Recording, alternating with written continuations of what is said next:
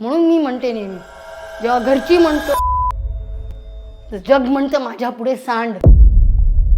त्यांना दोघांना मी शाळेत टाकलं होतं, त्यांच्या शाळा मला सोडवाव्या लागल्या. म्हणजे करायचं तर काय. बरं, घरकामं करून मी ते करत होते असं पण नाही.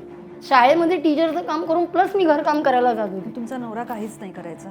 काहीच नाही ना, फक्त माझ्यावर संशय खायचं काम त्याला चांगलं येत होतं, बाकी कसलं काम येत नव्हतं त्याला.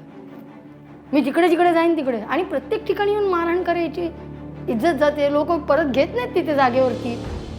त्याचाच फायदा त्या लायब्ररीवाल्यांनी पण उचलला. त्या लायब्ररीने फायदा असा उचलला की शेवटी त्यांनी माझा 1150 रुपये पगार पण दिला नाही. तो बरबाद झाला मान्य आहे, पण काय मिळवलं.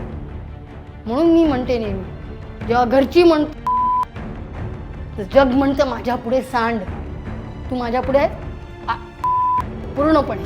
हा माझा स्वतःचा माझी म्हण आहे. कोणी म्हणतं मला माहीत नाही, पण जेव्हा घरातले सगळे म्हणतात तू आहेस ना, त्याला सगळं जग म्हणतं. आणि त्याचा त्या स्त्रीचा प्रत्येक जण फायदा होतो. त्या मुलीचा कोणीतरी त्याच्या बाजूनी नसेल ना, संपलं. अख्खं जग त्याचा वापर करायला तयार. असं आहे, हा अनुभव आहे.